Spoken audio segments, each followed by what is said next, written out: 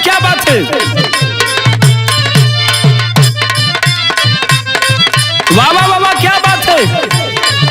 दरदिया उठता है राजा, कमरिया टूटता है राजा।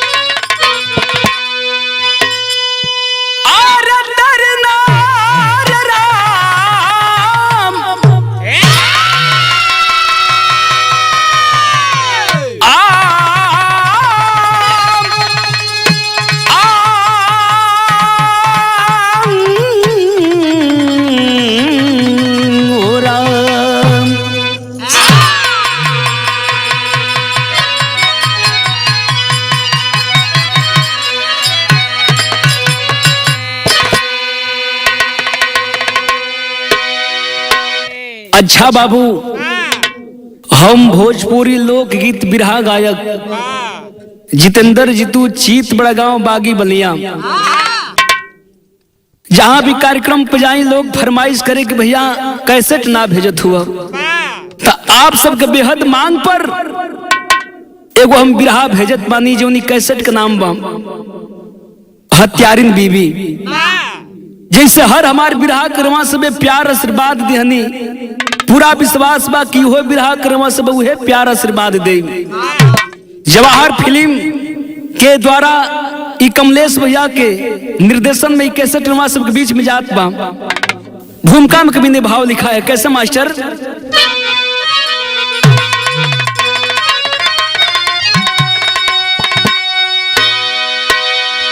अरे हंसाती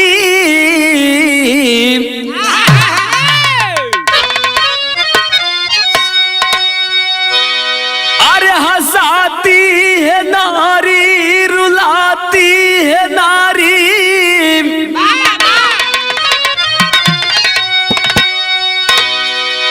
अरे खुशी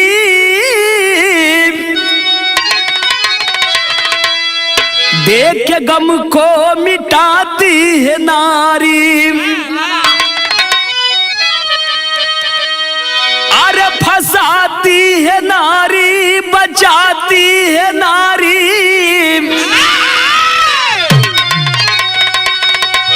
अरे पुरुषों को नंगा नचाती है नारी। अरे धर्म पत्नी बनकर पति सेवा करती, और हौसला पति का बढ़ाती है नारी। वही नारी घर में कलह कष्ट दी करी, कलेजे में काटा चुभाती है नारी।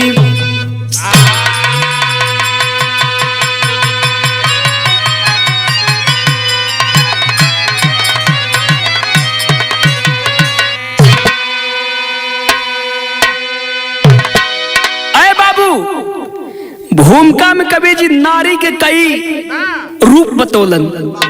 बिरहा में वो कव्वाली के टुकड़ा में मास्टर कैसे।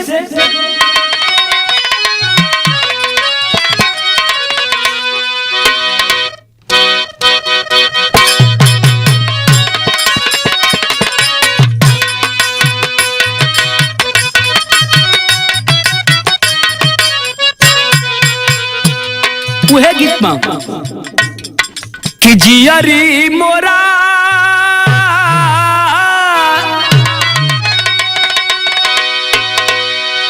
कि जियरी मोरा, अरे उड़ी उड़ी जाए रे मदीना।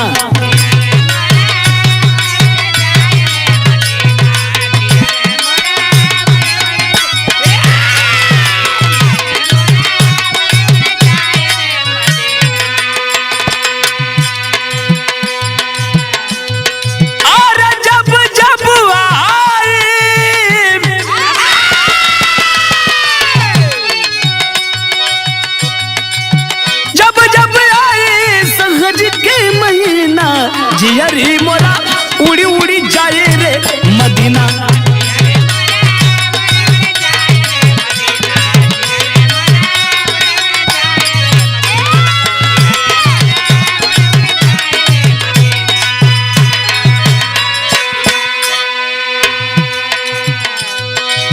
लेकिन कवि की कलम सवाल करती है।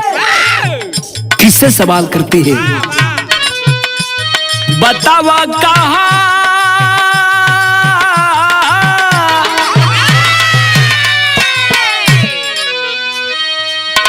कि बतावा कहा अरे सूतल बड़ाए विधाता। बतावा कहा सूतल बड़ाए विधाता।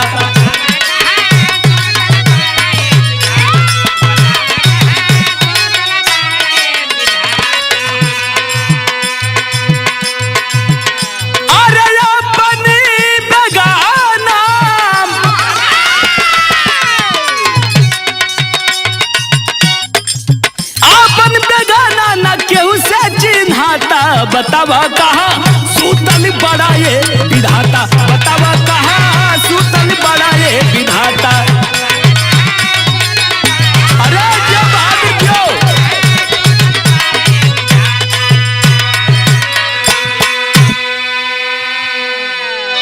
ये हमेशा कहानी की शुरुआत भइल कैसन कहानी बा? कहा की कहानी बा भैया?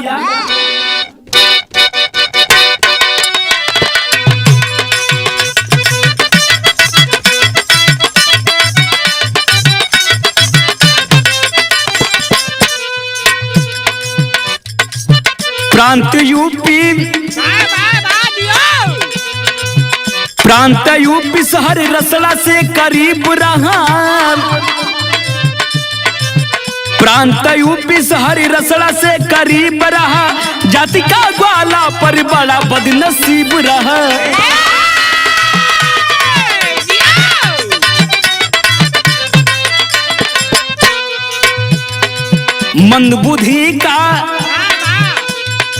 मंद बुद्धि का और अनपढ़ गंवार रहा। माता पिता का वही एक आधार रहा।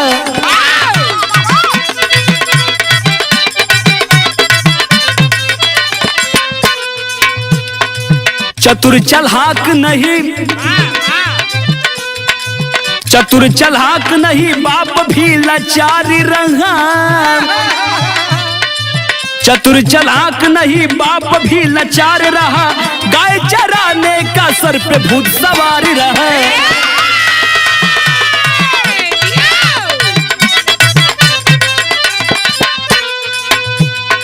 नाम था महावीर। नाम महावीर उम्र 20 को जब पार किया। नाम महावीर उम्र 20 को जब पार किया। कैसे होगी शादी मन में विचार किया।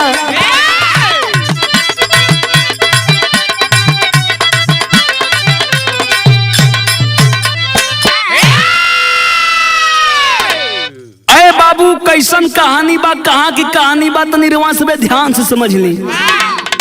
उत्तर प्रदेश में जिला बलिया।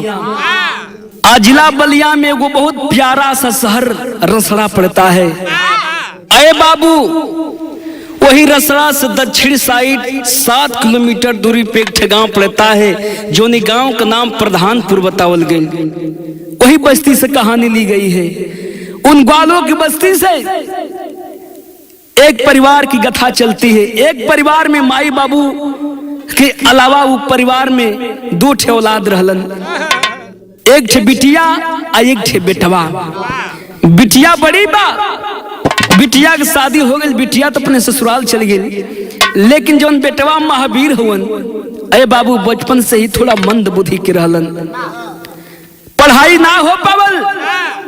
उनकरा सर पे सिर्फ गाय चरवला का नशा रहे। गाय चरावस 8-10 गो गाय है। अपन गाय चरावत हुन मजे के जिंदगी बीतत बा। अरे बाबू जब उम्र 20 के पार किलस हो तब माई बाबू के चिंता बढ़े लगल।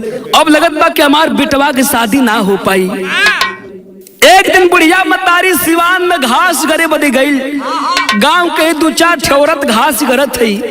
तब एगो औरत सवाल किलस। का किलस भैया? एगो गीत बा। कौन गीत बा?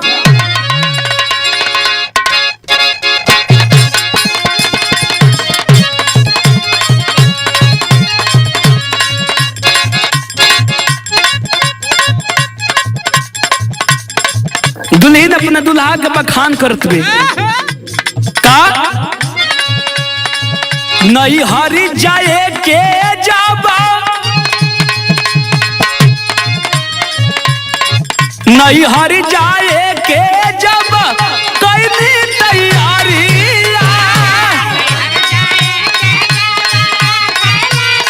बाबा क्या बात है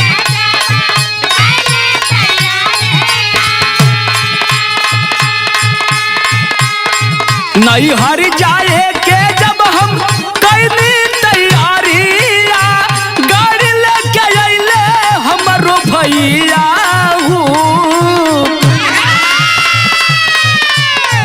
गाड़ी लेके अइले हमरो भैया हो अचरे से मुहवा तो पी के रोवे लगली सैया अचरे से मुहवा तो पी के रोवे लगली सैया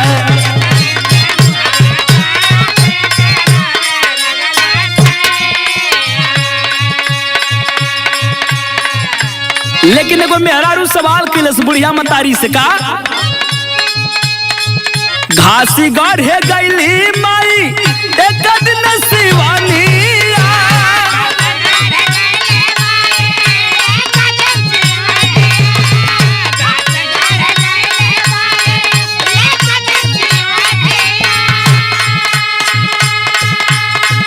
घासी गढ़े गईली माई एक दिन शिवानी नारिया गो कहेली बचनिया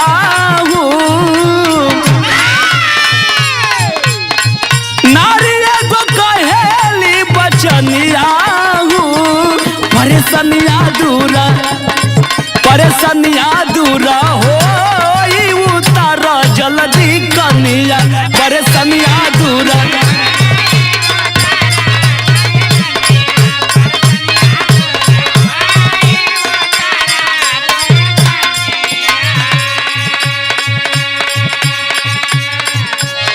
औरत कहलस के महावीर के माई देखिला घरों के तू ही संभारे लू बाहरा भी तू ही संभारे लू तो महावीर के बियाह काहे ना कर देत हूँ।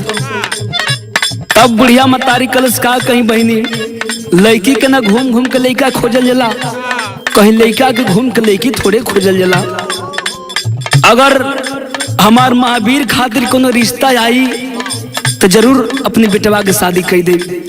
तब वो औरत बात कलस का कलस कि एहो सखी कहाँ तक तोहरे बेटा वाक्य बतिया चला दी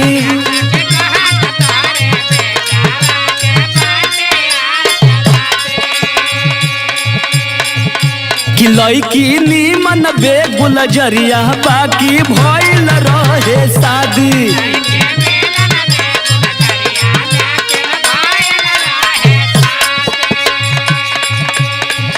वो औरत कहलस के सखी कहो तले वो लड़की बिया वही लड़की से तार महावीर के बात चला दी ओकर नाम बा गुलजरिया हो तो बड़ा सुघर लेकिन का कहीं सखी ओकर बियाह भइल एक जगह बियाह भइल हो जैसे छुटा छुटकी हो गई दूसरा जगह बियाह भइल उ लड़का एकदम पियक कर रहे ओहो जैसे छुटा छुटकी हो गई। कैसे एगो छूटल दूसरे छूटल तीसर तैयारी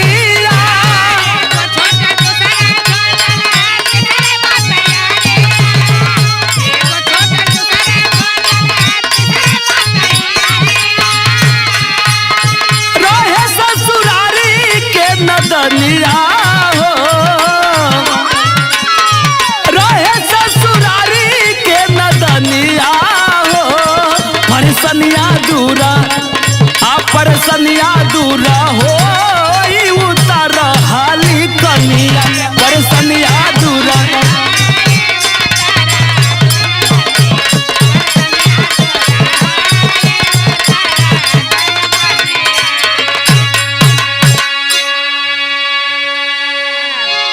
मतारी तैयार हो गई वो औरत गई घरे बात चला दिहलस अरे बाबू बात धीरे धीरे आगे बढ़ल दिन बारी रखाइल यहाँ तक कि शादी भी हो गई। आज जब शादी हो गई गुलजरिया दुल्हन बन के जब महावीर के घर में आई ले बाबू, एक दिन बीतल, 2 दिन बीतल, वो गुलजरिया ना केहू से बोलत में, ना चलत में, ना खाना खात में, ना पानी पियत में।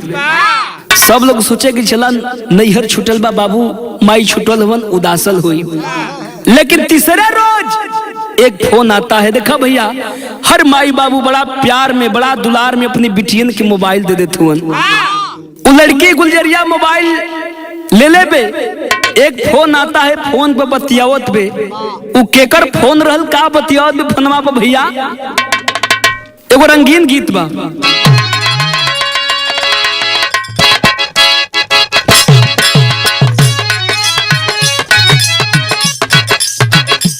उहे गीत बा, कोनो नया नुचर दुल्हन अपने घरे फोन कैलस। वो भौजाई फोन उठौलस, पूछे लगल काहे ननदो, अरे खूब मौज में हो न ससुरा में। वो फोन पे अपन दुख भौजाई से कहती है, काई कहीं ये भौजी का बतो लेबे, अब नाही जाई बुनी का आरे हूँ,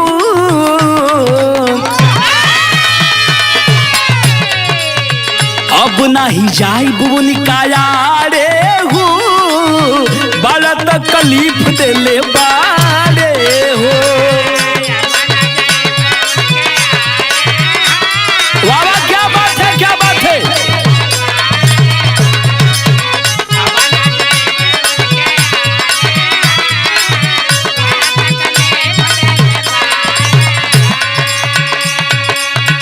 अब नहीं जाई बुन का यारे हूँ, बड़ा तकलीफ देले बारे हूँ। उता कैल खेल बाड़ी हमारा अंगिया से, उता कैल खेल बाड़ी हमारा अंगिया से।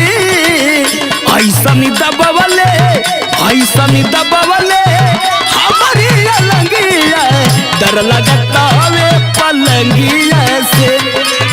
ऐसा नहीं दबवले हमारी अलंगिया।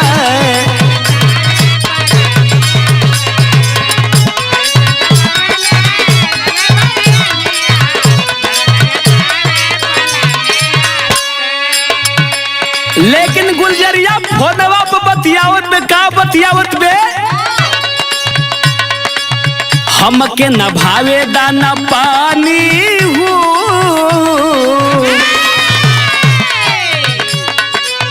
हमके न भावे दाना पानी हूँ, बड़ा परेशान जवानी हूँ।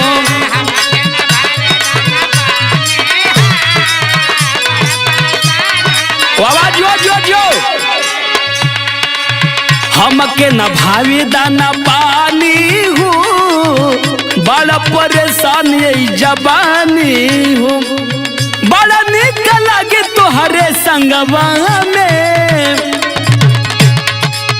बड़ा निक लगे तोहरे संगवा में। मिले जदी आई बाजे ना, मिले जदी आई बाजे ना, सुनाया दे देव जनवा अंगनवा में।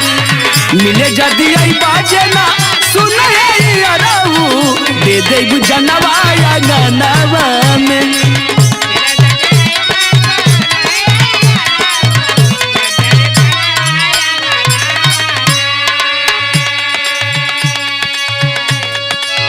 फोनवा भी बतियावत में कि मिले जदी आई बाजे ना, सुनाया त दे देव जनवा अंगनवा में। उ के रहल,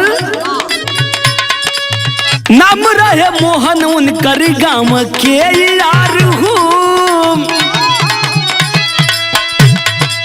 नाम रहे मोहन, उनकर गाँव के यार हूँ। बचपन से चलत रहे उनका से प्यार हो।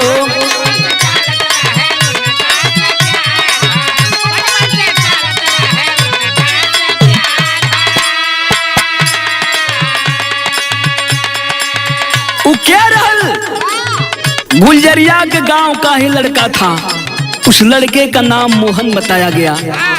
बचपन से ही मोहन से प्यार चलत रहे गुलजरिया के। उ फोनवा पे कहत बेका तोहरे ला तोड़नी दूगो शादी हो,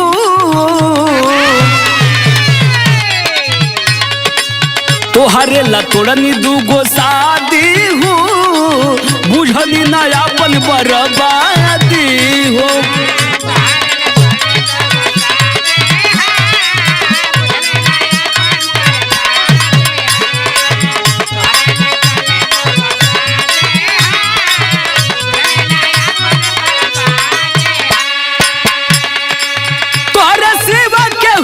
जहन्नमा में तोरे सिवा केहू ना जहन्नमा में, मिले जदी आई बाजे ना, मिले जदी आई बाजे ना, सुन ले अरऊ दे देब जनवा अंगनमा में, मिले जदी आई बाजे ना।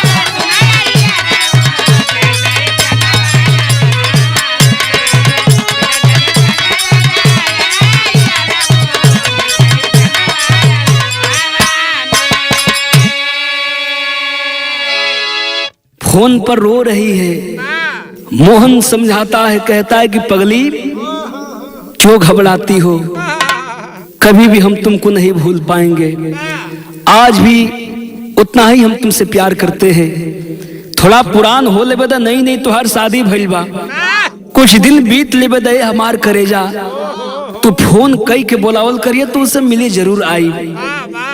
अरे बाबू इतनी बात जब गुलजरिया सुनती है फोन को रख देती है, चेहरे पे अचानक खुशी की लहर आ गई, सब करा से मिलजुल कर रहे लगल, खाए लगल, पिए लगल। लेकिन देखे बाबूजी जब कुछ दिन बीतल हो, मौका पाई के गुलजरिया अपने गांव वाला यार मोहन के बुलावे लगल, मोहन भी आवे लगल, दोनों के मुलाकात होखे लगल। तो भैल का बिरहा में वो नई गीत लगल, कौन गीत में मास्टर?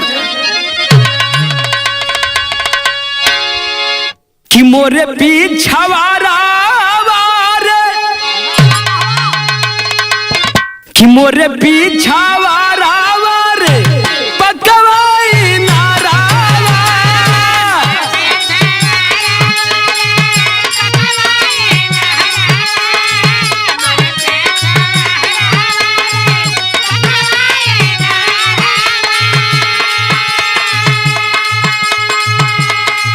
मोरे पीछावारा वारे पकवाई नारावा, वो हीरे नारावा में, ओ हीरे नारावा में तो रतियो गिरल पावे यारावा, ओ हीरे नारावा में।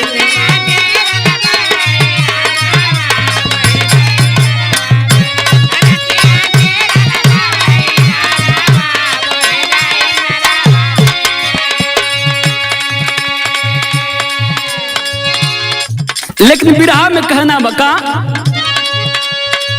फोन पे बोलावे लागल, फोन पे बोलावे लागल, देख के सुतारावा। क्या बात है, क्या बात है, बार अमर भैया बा।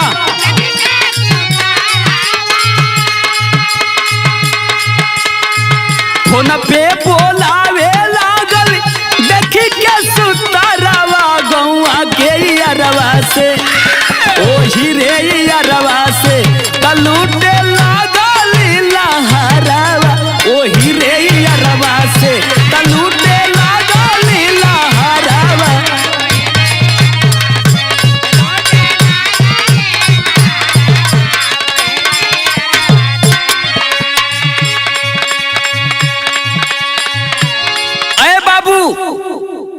गुलजरिया अपने यार से भेंट करे लगल, धीरे धीरे दिन भी बीते लगल।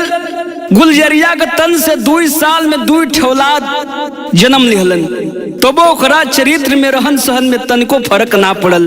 तो देखा ये भैया पुरखा पुरनिया बतावेलन का चोरी हत्या पाप नाही छिपले छिपेला,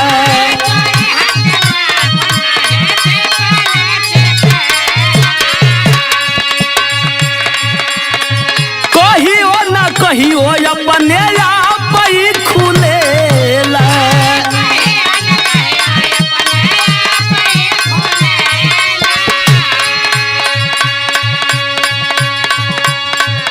एक दिन महावीर देखी लिहल नजारावा।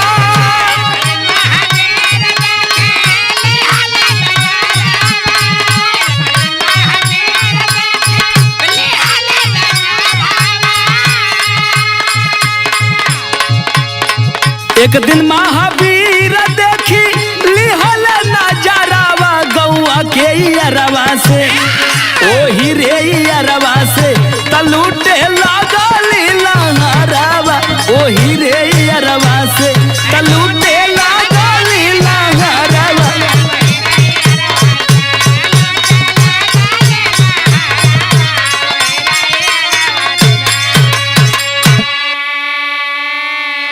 अरे बाबू लोग बतावेला कि चोरी हत्या पाप खुले आप से आप ई ज्यादा दिन तक ना चलेला। एक दिन महावीर अचानक कोनो काम से दोपहरिये में घरे आ गिलन। आज जब घरे इलन ये बाबू आज अपने आंख से दुनों के बिस्तर पे सूतल दिखलन हो। अरे बाप रे बाप गजब हो गया। महावीर के पैर के नीचे से जमीन खिसक गई। महावीर कैसा लगल कि धड़ाम से पिछाड़ होके गिर जिहन बाबू, लेकिन अपने आप के दीवाल से आड़ दे के संभरलन। अरे बाबू जब लड़का मोहन देखता है खड़ा हो गया, कपड़ा अपड़ा पहनता है और सामने से ही निकल गया। और जब सामने से निकलल है बाबू जब दुल्हन गुलजरिया रहल शर्म के मारे वही बिस्तर पे बैठल बे। तब महावीर अपने आंख से सब कुछ देखलन हो, आंख से आंसू चलत बा, सोचत होन कि बोली कि ना बोली। फिर महावीर वहां से रिटर्न वापस हो गिलन जहां गाय चरावत रहलन। जाके गाय चरावत होन मन में बड़ा चिंता फिक्र बा। अरे बाबू उनकर साथी धनेश्वर बड़ा परम मित्र रहलन, कृष्ण सुदामा के जैसन दोस्ती रहल। धनेश्वर बार बार पूछत होन के महावीर का बात बा, बड़ा उदासल बड़ा, लेकिन महावीर कुछ ना बतौलन। अरे बाबू गौवा के बगलिया में बरम जी का स्थान रहे, वही स्थान पे महावीर रहे लगलन, गाय के ठहरावस वही जा बरम बाबा की सेवा करे लगलन। घर ना जात होन। अरे बाबू घर से खाना आवे लगल। कबो कबो ऐसनो हो कि धनेश्वर भी अपने घर से खाना उना लेके चल जास महावीर के खातिर, लेकिन महावीर एकदम घर में त्याग दिलन। लेकिन देखे बाबू पपनिया मनवा में सोचे लगल, गुलजरिया मनवा में सोचे लगल कि हमार सैया हमसे भले ना बोलत होन, भले घरे ना आवत होन, लेकिन सब कुछ तो जनिए न गइल होन, कहियो न कहियो भंडा फूट सकेला। तब योजना बनाती है, फोन करती है मोहन के पास और मोहन से सारा बात को बताती है। सारा जब बात बतौलस मोहन सब कुछ बात को सुन करके अपने दो साथियों को लेकर के आता है। आज जब गुलजरिया के पास आई ले भैया तो भैल का विदेशिया में भाव लगल। अरे एक दिन फोन कैली अरे घर में बुलाईली अरे बरसे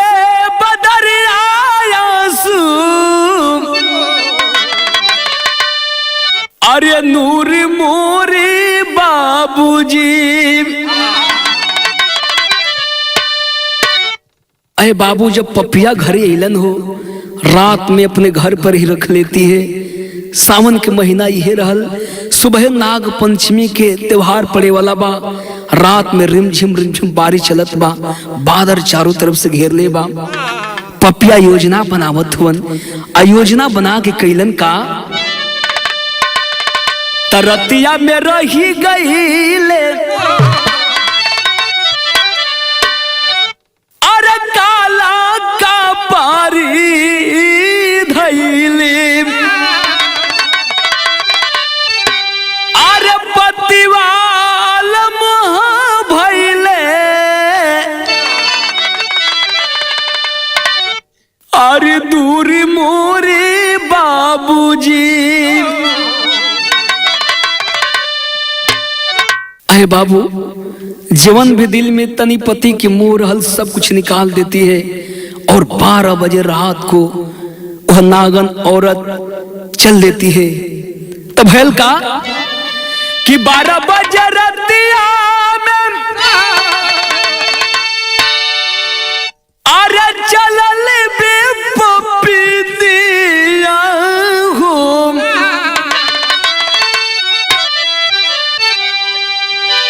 अरे ताकले रैनिया घूरी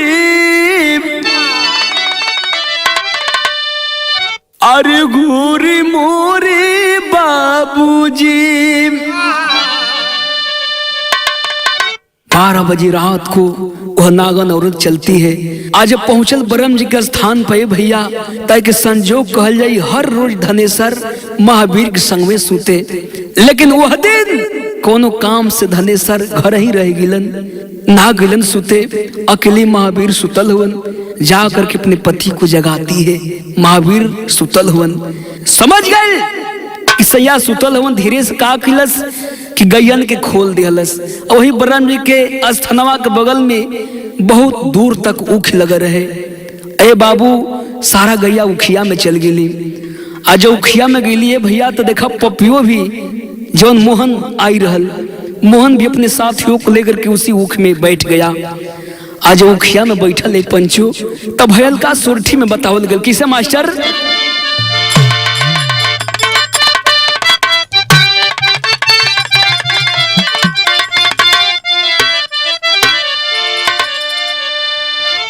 कि गैया के पीछे अरे काला उखी आमे घुसी गईले उखी आमे घुसी गई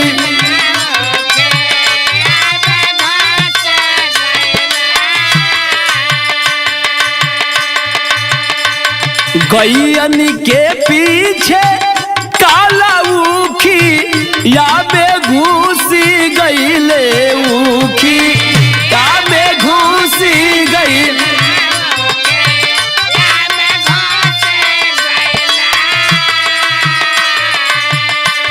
हाके खातिर चाला लिया नुवेरा किया हो रामा रे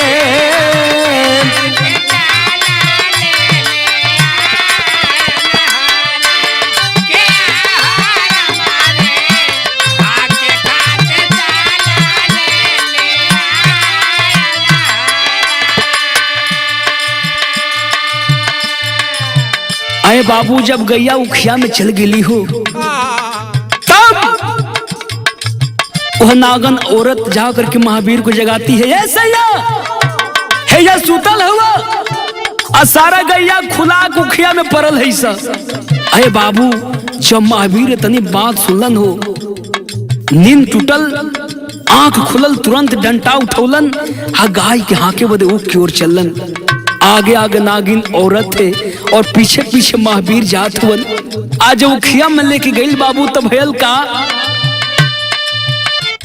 आगे आगे चलती गईली पीछे से बोलावती गईली पीछे से बोलावती गई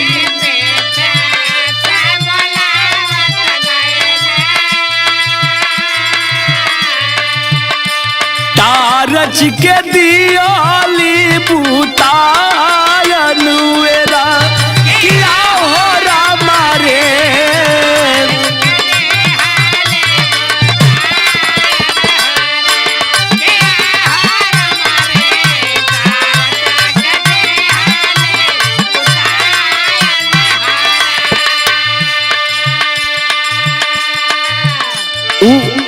पपिनिया के चलहाकी देखा उखिया में हेलल जात बे ढेला ले रहल, उ ढेलवा के आगे आगे उखिया में बिगत बे। तो महावीर के ऐसा लगे कि लगत बा कि गाय औरी बीच ऊख में हेलल जात है। अरे बाबू पीछे पीछे महावीर हो, आगे आगे वह नागन औरत जा रही है। जब बीच ऊख में लेके पहुंचल हो तब भयल का तबले अचानक आई पापी धोइली आले रामाया के धोइली आले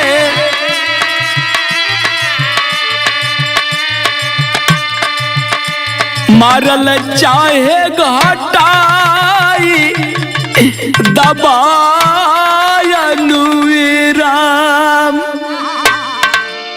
अरे बाबू, जब पिपनिया महावीर के लेके बीच ओख में पहुंचल हो, टारच को बुता देती है। आज जब टारच बतौलस ओख में अंधेरा छा गई, रिमझिम बारिश चलत बा। पपिया पीछे से आके महावीर के पकड़ लेलन, पकड़ के वही ओख में मारे लगलन। आज जब मारे लगलन, पीछे लगलन ए बाबू, तब महावीर हाथ जोड़ कर रोवे लगल। रो रो के गो बात कलस, का कलस भैया? अरे कहा कि मारा तारा कवने, अरे कराना मानू हो। अरे कहा कि मारा तारा कवने, कराना मानू हो। कि रोई के काहे महावीर,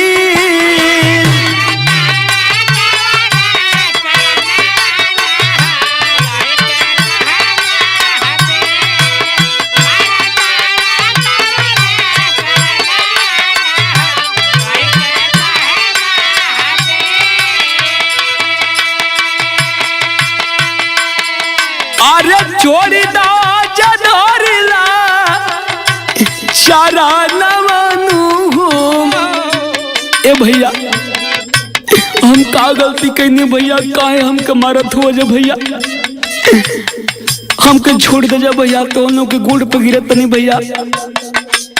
हम का गलती कैनी भैया? तनी हमार कसरो बता दे जा भैया। अरे बाबू, जब इतनी बात वह पापिन, वह नागिन औरत सुनती है, आवाज आती है, गलती तूने हम दोनों को साथ में सोया हुआ देख करके किया है। अगर तुम हम दोनों को नहीं देखा होता तो यह दिन भी देखने को नहीं पड़ता तुमको। अरे बाबू, जब अपनी औरत की बात महावीर सुनलन हो, आंख के आंसू की गति और ही तेज हो गई। रोवे लगलन और रो के वो सवाल किलन का, नाही कुछ कहनी तो क्या नहीं हम कईनी।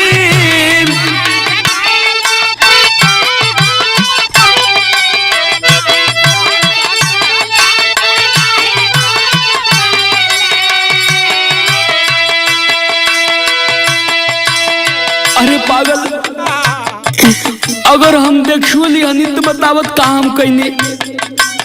हम कुछ तारा के बोला नहीं कि तोहके मरने की, तोहके पिटनी। हम तोहरे खातिर हम घर छोड़ दिहानी।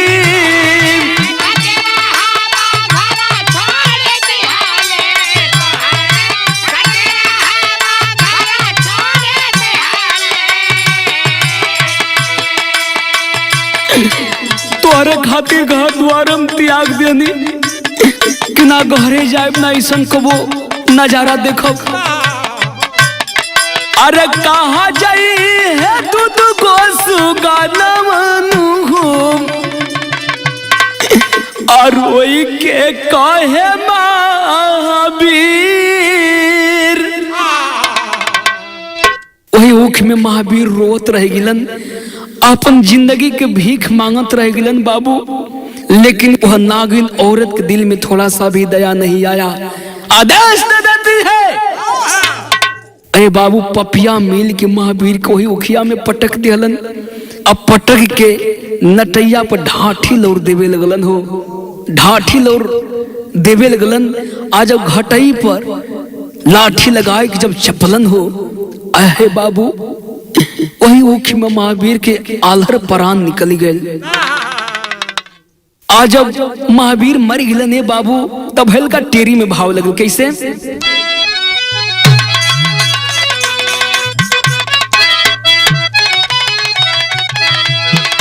कि धोवाई अरे अपन हाथ मंगिया, अरे धोवाई अपन हाथ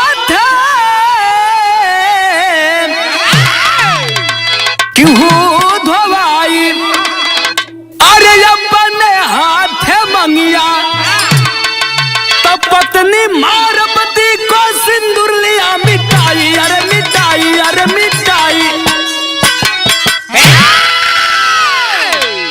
पत्नी मारपति को सिंदूर लिया मिटाई धोवाई अपने हाथे सिंदूरा।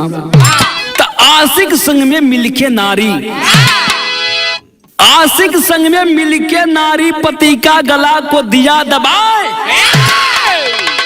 डाल दिया कुएं के अंदर बोरे में लाश छुपाए। अहे बाबूजी जब महावीर दुनिया को छोड़ के चल गिलन हो वह पपनिया महावीर के चेहरवा पर तिजाब गिराई के अलसिया के गो बोरा में कई के आ वही उखिया के बगल में गौए के बगल में एगो बहुत पुरान कुआं रहल टूटल फूटल कुआं रहल। वो कुआं पर केहू ना जात रहल खाली बरसात के पानी इकट्ठा रहल वही कुआं में ले जाकर लसिया के डाल दिहलन। अरे बाबू जब सवेर भइल बहनिया खाना लेके अबरम जी के स्थान पर गइल देखत में कि भैया ना हुन। अरे बाबू खाना लेके हई शिवानी हो शिवानी बहनिया खोजत बे सबसे पूछत पे कि भैया ये चाचा क्यों हमार महावीर भैया के देखल है। अरे बाबू खोजत खोजत शाम हो गई बहनिया कहीं मालूम हो गई कि लगत बा कि भैया कहीं चल गए वन। तो अरे पंचो पूरा हितई नतई में खोजबीन होखे लगल कहीं महावीर के पता ना चलत बा।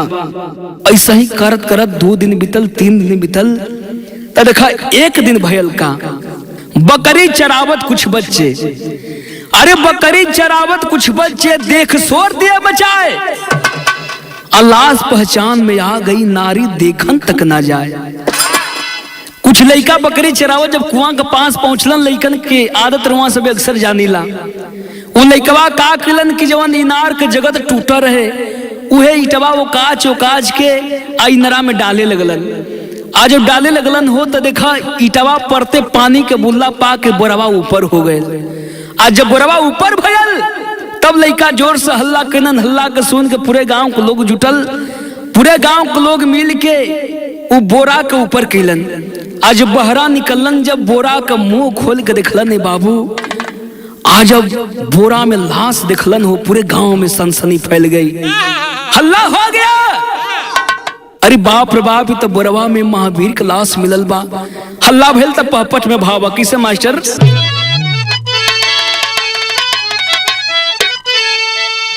अरे गांव प्रवास की बदल से निकलल लसिया यसिया बरसती बा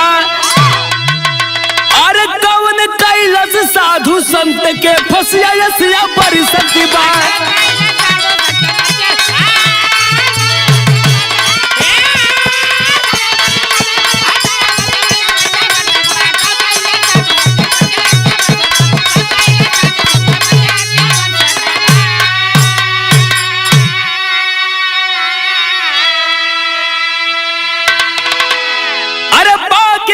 पुलिस वाले तुरंत गई ले आई हो अरे कई के पंचनामा लाश अरे दिहल भेजवाई हो अरे देख के छौला से चारू ओर उदसिया यसिया बरसती बा अरे कौन कैलस साधु संत के अरे फसिया यसिया बरसती बा।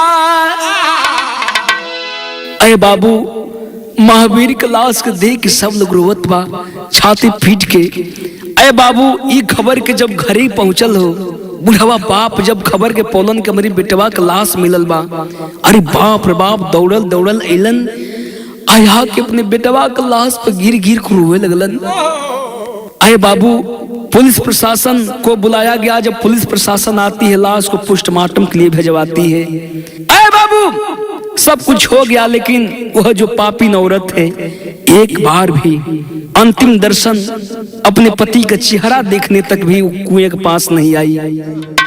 आज जब ना ले बाबू तब हेल का अल्लाह में भाव कैसे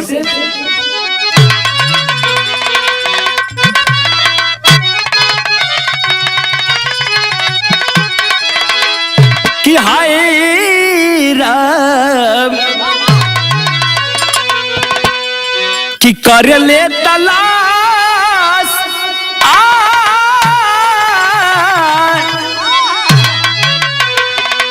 कि करे ले तलाश पुलिस आ खोज में लागी गईली बाबू।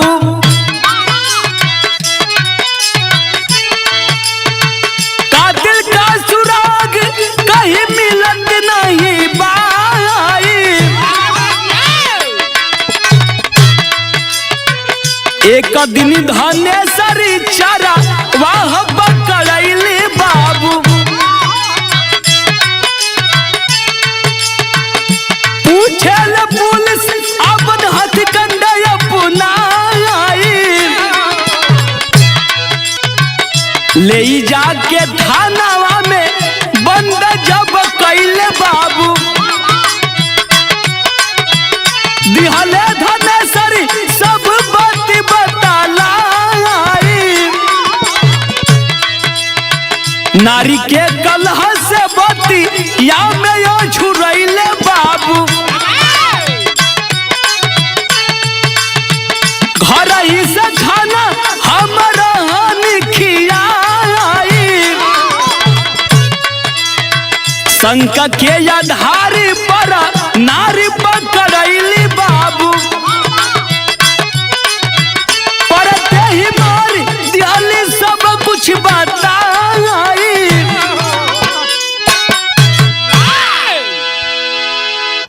अरे बाबू पुलिस सख्ते में आ गई, छानबीन करने लगी। कई दिन बीत गया, कहीं भी सुराग का पता नहीं चल रहा है, कुछ ना मिलत बा। पुलिस प्रशासन भी बड़ा परेशान है। तब एक दिन धनेसर चरवाहा पकड़ेलन। पुलिस प्रशासन धनेसर को थाने में लेकर के आती है, पूछताछ करने लगी। साफ साफ बताओ, तुम महावीर के परम मित्र थे, साथी थे, कुछ सुराग बताओ, कुछ कहानी बताओ, क्या हो गया, कैसे हो गया। अरे बाबू जब इतनी बतिया धनेसर सुनलन हो, साफ साफ बात बतावे लगलन। ए साहब, कुछ दिन से हमार महावीर बड़ा उदास रहत रहलन। हम एक दिन पूछनी, बड़ा कोशिश किला के बाद बतौलन कि मेहरारू से झगड़ा हो गई बा। कुछ उनकर पत्नी से महावीर के झगड़ा चलत रहे साहब। ऐसे हमार महावीर घरे एकदम में न जात रहलन। वही ब्रह्म जी के स्थान पे महावीर रहत रहलन, संग संग हम रहत रहनी। लेकिन हम ना जाननी कि वो भयावह रात जब हम ना जाई तो भगवान हमसे हमार महावीर के दूर कर दिहन। वह दिन साहब हम ना जा पौनी, कोनो काम से घर ही रहेगी नहीं। ऐसा सब हो गई। आए है बाबू, पुलिस प्रशासन बड़ा होशियार। जब पत्नी का कलह का बात जब सुनते हैं तब मन में शंका हुआ। मन में सोच गए कि हो ना हो कुछ गड़बड़ है। गड़बड़ यह है कि जब उस कुएं पर महावीर की लाश मिली थी तो एक बार भी अपने पति का चेहरा देखने के लिए वह नागन औरत नहीं गई वहां पे। जब हम लोग घर पे गए, छानबीन कर रहे थे, पूछताछ कर रहे थे, बुढ़वा बाप बैठ के अलगे रोत रहलन। लेकिन यह कैसी औरत है, यह कैसी नारी है जेकर पूरे दुनिया उजड़ गई, जेकर मांग के सिंदूरे धोवा गई, ओकर आंख में एक बूंद हम लोग आंसू नहीं देखे। तो कुछ गड़बड़ हो सकता है। उस नारी को थाने पर बुलवाते हैं। आज जब गुलजरिया के थाना पे बुलवलन, आज जब करेंट वाला डंडा लेके खड़ा है और आवाज दिए, हम लोग सब कुछ समझ गए हैं। साफ साफ बताओ, वरना यह डंडा देख रही है ना। अरे बाबू, अचानक वो पपिनिया के मन में होल के भाई सब कैसे जान गिलन। हाथ जोड़ के खड़ा हो गई, साहब मत तानी जाए, कहूँ मत गिराएंगे। साफ साफ हम बतावत हैं, चल साफ साफ बता। अरे बाबू, पापी औरत बताने लगती है। क्या बताती है?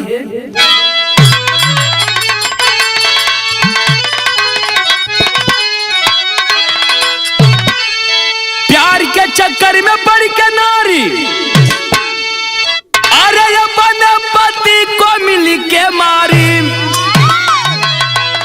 धोवली मांगी के सनुरवा हाथ से अपाने।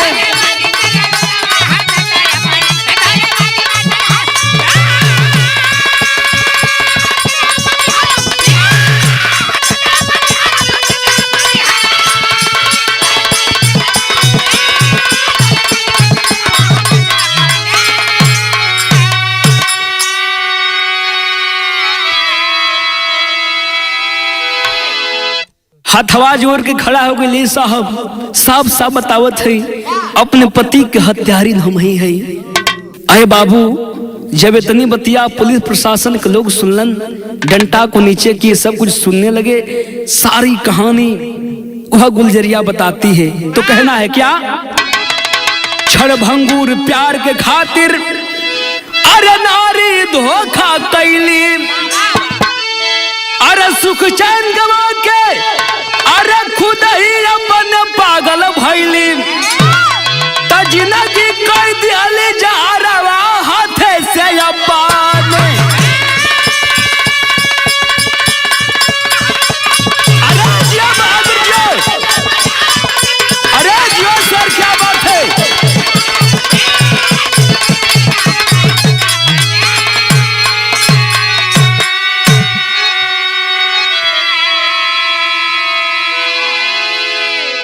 सारी कहानी को सुनकर के पुलिस प्रशासन जाकर के मोहन को गिरफ्तार करती है।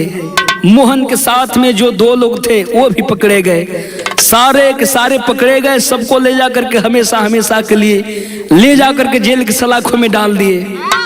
आज भी पपिया वो जेल में चक्की पीसत हुआ।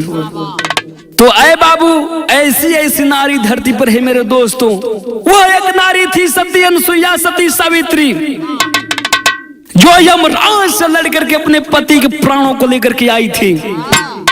लेकिन यह एक नारी है, ऐसे ही नारी कुछ ऐसा दुनिया में घिनौना काम कर देती है मेरे दोस्तों, जिसे हिंदुस्तान के सभी नारी जगत को शर्मसार होना पड़ता है। तो कहना है क्या, कुसुमपुरा गोस्वामी जदू गुरु भोला पूज हमारे, बाला सुरेंद्र ओम प्रकाश कभी गंगा रंग पसारे हो।